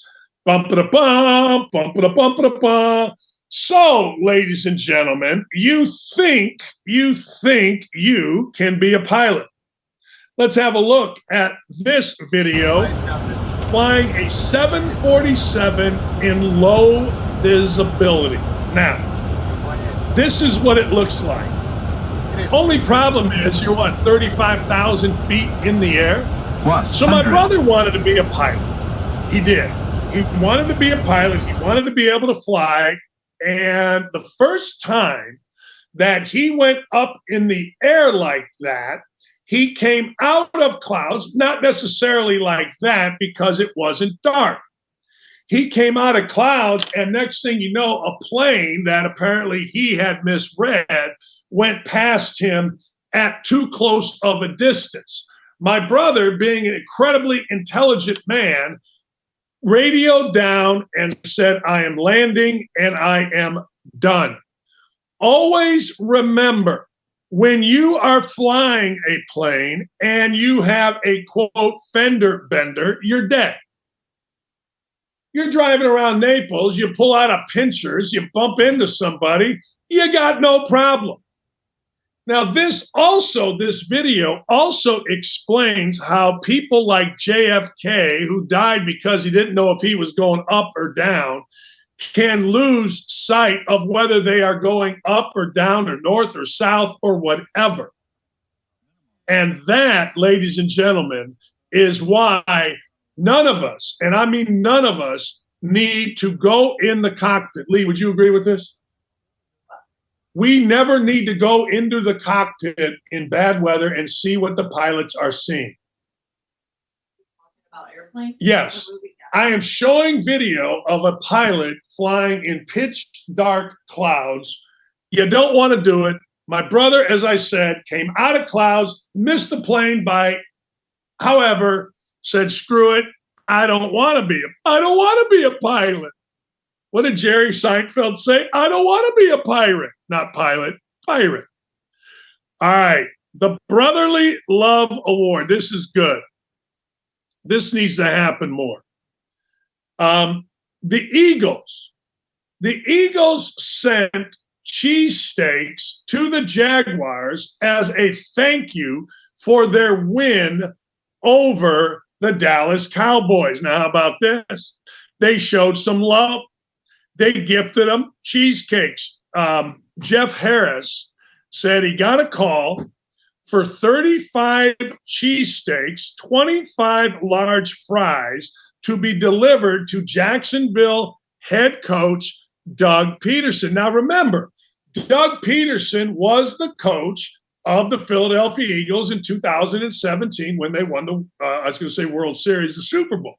So there's a relationship there, even though they fired him. Harris thought it was a prank. Harris owns a cheesesteak place. But someone from the Eagles reached out and said, yeah, we're trying to send 35 cheesesteaks, 25 fries. We have a lot of Philly transplants, Harris said, down there in Jacksonville. So it wasn't crazy, but it was definitely unexpected, he said, to get a call from the Eagles. The place is named Philly's Finest. It's been in business 25 years, and usually there's a couple hundred Eagles fans watching the Eagles on a given Sunday in the place. So it isn't that unusual. So they decided, hey, you know what? We're going to get these cheesesteaks. We're going to send them. It was a double win, triple win, really. The Eagles won. The Jaguars won. The Cowboys lost. It was great. I would add a fourth for Harris. He got to send out a hell of a delivery to the Eagles, to the Jacksonville. Thus, his place, Philly's Finest, made some cash. So it was a win, win, win, win for everybody. And I ain't mad about it. And you shouldn't be mad about it. Should be very happy about it. Media savvy. We all know that players in this day and age, they have what? They, ladies and gentlemen, have a brand. And that brand is theirs and theirs alone. And how they manage that brand can be magnificent or it can be hurtful. Well, let me tell you about somebody that managed their brand very well.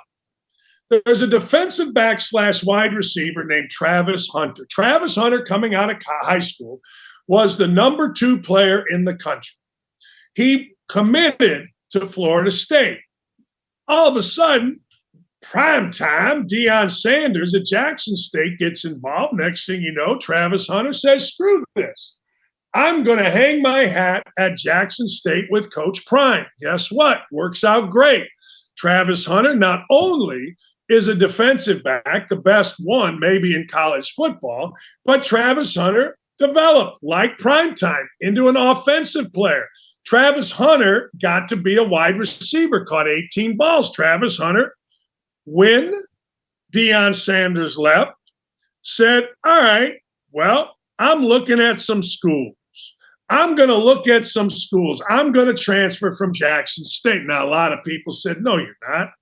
A lot of people said, you are simply going to go to Colorado with Deion Sanders. He said, no. I'm looking. All right. He wasn't looking, but what he did was genius. He drew it out. Georgia, USC, Miami, all pretending to be in the mix. What did this young man do? He said, screw it. He reached 100,000 subscribers on his YouTube page. Now, I don't know what that pays, but it's got to pay something, right? And what did he do? He did what everybody knew he was going to do. He committed to Colorado and Coach Prime, saying, I committed to Coach Prime at Jackson State when he was there. I want to honor my commitment and stay with him. I felt like I learned a lot with him at Jackson State, so I'm going to stick with him so I can continue to grind, continue to show love, continue to put the work in so I can get to the next level. There you go. So it's a win, win, win, win, win. He gets his 100,000 viewers. Prime gets what a guy that is being called a human highlight reel. And guess what? Georgia, USC, and Miami all get played a little bit, but ain't nothing wrong with playing around when you're a kid and you got that kind of impact. Good for Travis Hunter. Good for Prime. Good for YouTube. I'm all in on all of it. You know I like this. You know I like this. You know I like this a lot. My buddy Marty Simmons. Marty Simmons decided, well, my Eastern Illinois team is going to play Iowa. Eastern Illinois, good team. Not great. Lost some games. Okay, bad team, actually. Who am I kidding? I like Marty, so I said they're a good team. Marty and I, full disclosure, played a couple years at Indiana.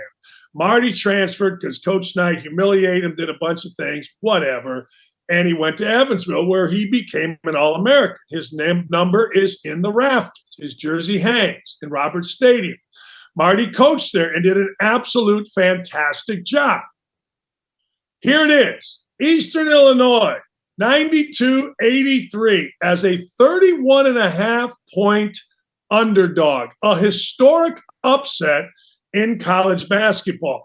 They were 80-1 on the money line at PointsBet USA, got as high as 350-1.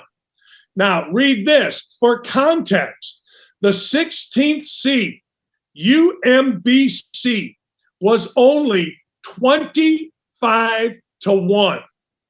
Only 25-1 on the money line when it beat number 1 Virginia in 2018. Let me say that again. 80-1 on the money line. And this makes total sense because you're playing on the road in December. It makes total sense. It just does. I mean, the NCAA tournament, to get into the NCAA tournament, you got to be a hot team. I say it every year. UMBC rolled through their conference tournament, so you're a hot team. Eastern Illinois was 3-9 coming in. But Eastern Illinois got 22 from a kid named Kenyon Hughes, got a performance of an absolute lifetime out of the entire squad, and went in and did what teams do. Very rarely. Actually, never. So for me to say, do what teams do, I'm kind of lying. Now, here's the beauty of it. You ready? The beauty of it is this. They didn't shoot 15-18 from the three-point line to overcome a 30-point spread. They shot 6 of 15. They shot 30 for 45 on twos. They out-rebounded. Now, I want you to listen to that. They out-rebounded Iowa. So this is a squad that has 3 wins that out-rebounds a Big Ten team 40-38, 42-38, excuse me. That's how you win basketball games. They didn't make a ton of shots. The kid that led him in scoring came off the bench, didn't make a 3. Now, let's go the other way. Iowa. Iowa took 33 threes and made 7. 33 and made 7. So they're jacking threes. The other team's making 2s, and away you win. It's a 4th Power 5 win for Eastern Illinois.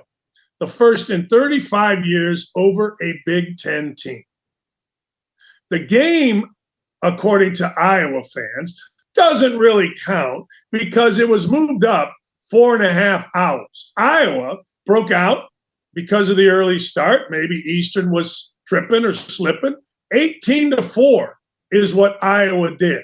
And then the kid that I mentioned, the aforementioned Kenyon Hughes, went dunk, dunk, dunk. 3 straight dunks in 1 minute and 8 seconds to tie the game up at 55. Next thing you know, with 5.5 to play, they're up 10. Eastern Illinois went 21 of 29 in the second half, made 4 of their 8 threes. Guess what Iowa did? 2 for 17 from threes. Would have been a bigger defeat if Eastern Illinois could make free throws. They made 9 of 17. There you go. Ladies and gentlemen, there you go. Good for Marty Simmons. No, not good for Marty Simmons. Great for Marty Simmons. Not good for Eastern Illinois basketball. Great for Eastern Illinois basketball. Not good, great. Great. So there you go.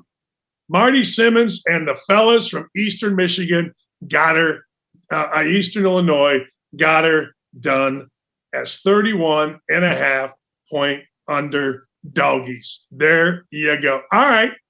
Look at this lady. You want to see crazy? I'll give you crazy. You want to see some crazy? What's crazy here? She's just going to decide. She's just throwing stuff. She's in her pajamas, in her flip-flops, and she just decides it's time for me to just throw some stuff. Look at it. And look at that poor beaten down guy next to her. That dude is beaten down. He's got his mullet flowing. He's upset. He's hurt. Look at it. And let's see. So everybody acts calm while back fat lady, and she's got upper back fat. A lot of us just have lower back fat.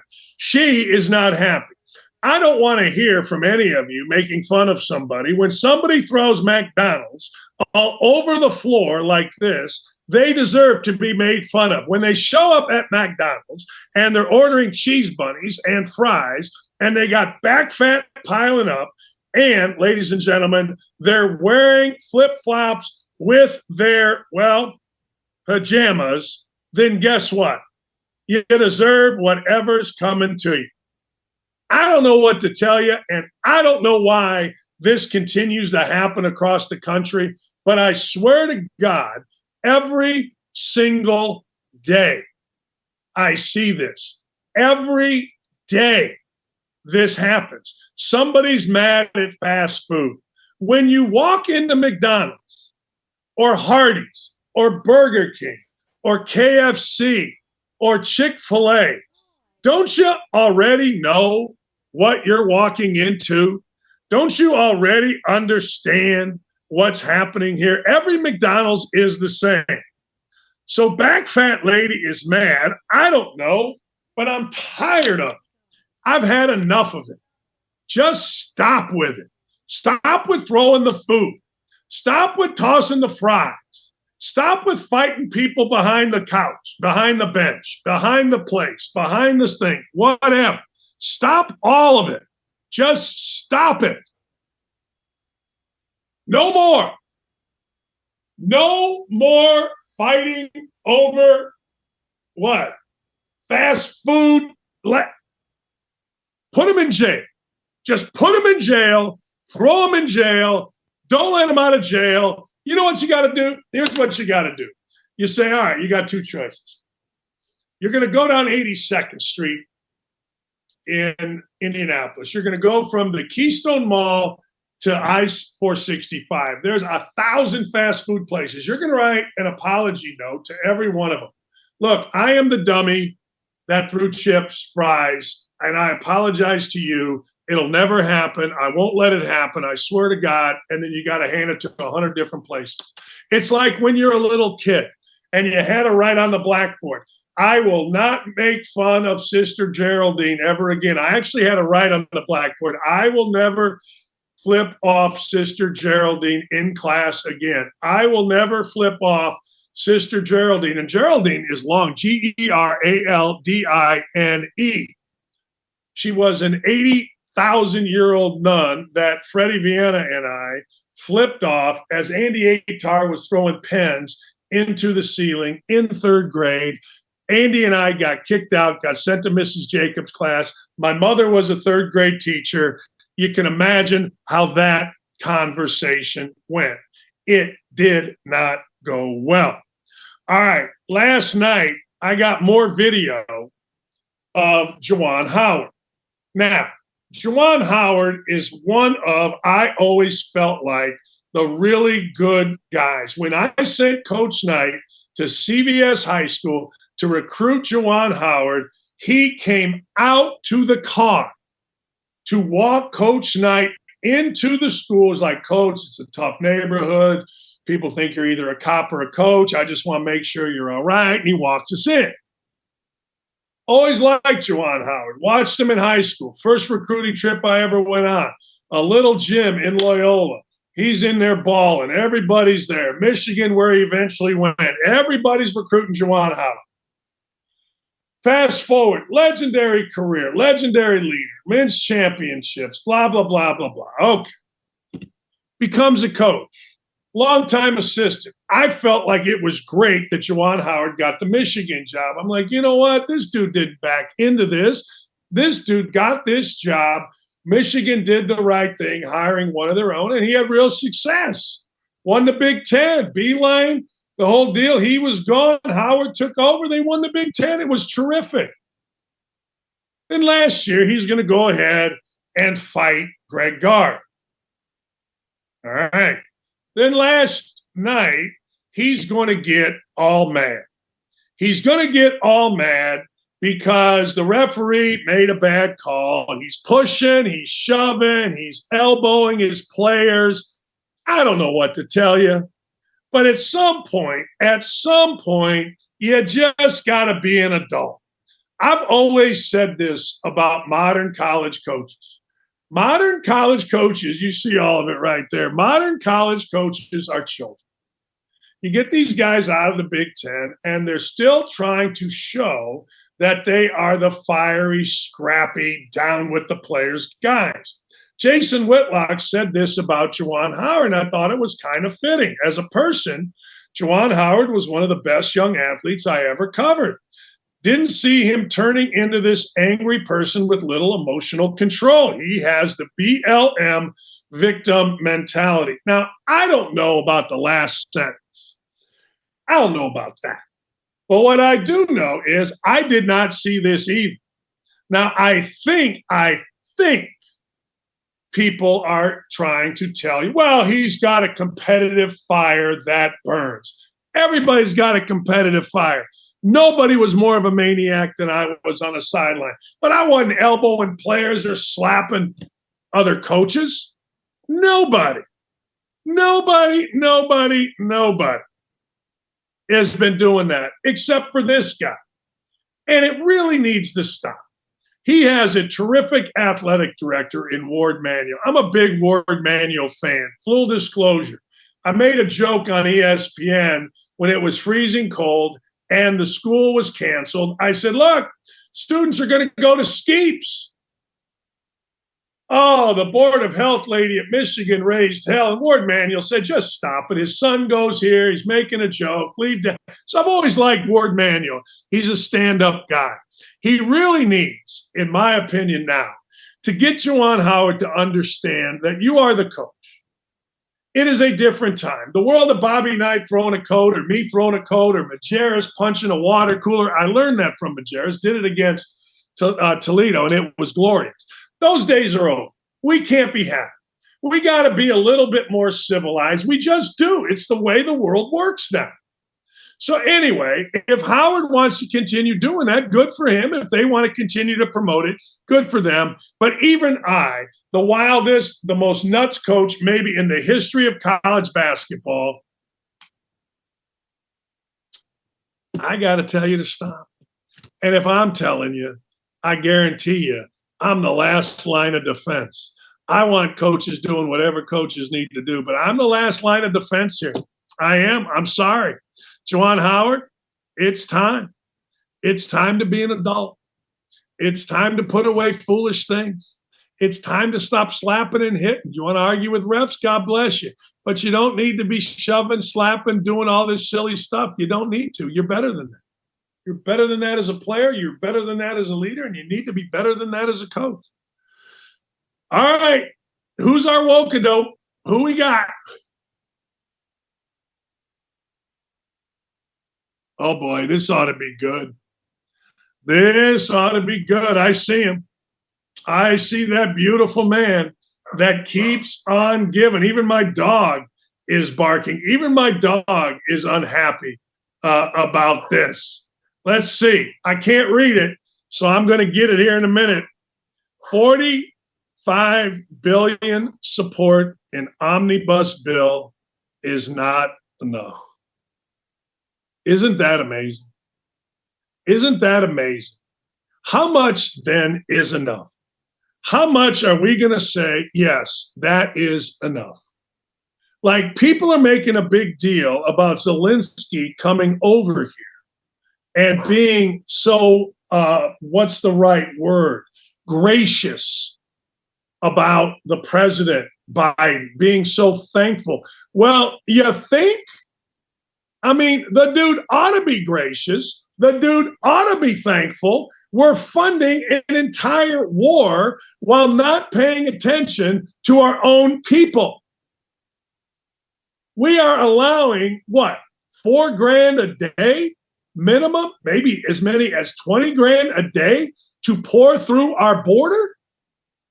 And we're happy and we are appreciative of this Zelensky guy coming over here and saying, hey, we love us some President Biden. I would think you do.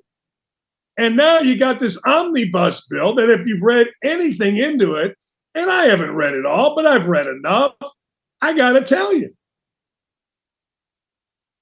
it's a continuation of an open check policy for Border Patrol of every place across the world except for where? Except for here. It's amazing to me. I always believe in helping. I always believe in saying, you know what? We got to do this. We got to help others. We got to put people first. We got to do the things necessary because of our position. We've got to do the things necessary to help others, but you got to put us first. You're ruining the economy of our southern border. Look what they've got to do in New York with the influx of illegal immigrants. We have an immigration policy designed to go through proper channels to gain citizenship. It ain't that hard. But we don't pay attention. Let's give Egypt. Let's give the Ukraine. Let's fight wars. All the while, where if I'm Zelensky, I'm like, hey, I got to ask you a question, Biden. You gave away a war criminal who understands a couple of things, mass murder, genocide, that type of thing, for a basketball player. That's what you gave away. Now, why would you do that? I'll hang up and listen. That's a question I would be asked because, look, that's not a question that's going to get asked. The question that's going to get asked is, well, can I have more? How about a little bit more? Can I get, a little something for the effort? You know what I mean? Jeez, the world is absolutely freaking insane, and I don't like it. I don't like it even a little bit. You Indiana folks, bad news. Xavier Johnson is out. He's in a boot. They hope that he comes back. The kid's been in college a long time. I have been on Indiana's backside for not being good, but I've also said that Indiana should be one of the best teams in college basketball if they can stay healthy. And those of you that understand sports, we talked about it with Ryan Tannehill, it is very, very difficult to stay healthy. So now you got your point guard that's out, so it's going to be on others. All right? It's going to be on others to step up. Kid named Tamar Bates going to get a great opportunity. We'll see what happens. But I don't like it. I don't like when kids get hurt. I don't like it a bit. If Indiana's going to be mad or bad, I want to blame it on a lack of coaching, or I want to blame it on no scheme, or I want to blame it on whatever. But I don't want to blame it on an injury. I don't like it. I don't like when kids, I don't like it. So, Xavier Johnson out, Dan Dakich, Urban Meyer, I hear him in the back. They're already getting ready. My brother, my nephew, we're getting ready to go to Old Florida. If you're at Old Florida, no pictures, please, until after the round. And you can take pictures of people handing me cash. That's right. Cash will be delivered. My nephew, Pete, I'm already into him from about 5 different golf matches for 700 plus. I'm trying to get it back this day. To everybody, have a wonderful afternoon. Again, if I were a college coach, I would do what Mike Leach did. And that is, I would be all over and all in on students. I would be ripping, and I mean ripping, the fact that students have to pay such exorbitant interest and for so many years on student loans. Mike Leach, I was a jackass last night, but something good came out of it. Salute to you. Godspeed, rest in peace. Dylan, Tyler, Ryan, Aaron, Haley, fantastic. I think tomorrow we've got to go with a Haley asking me quick questions segment because I feel quick, although I may stay out too late tonight. I don't know. Sometimes, we get golfing, we get playing. Anyway, have a fantastic afternoon. Enjoy.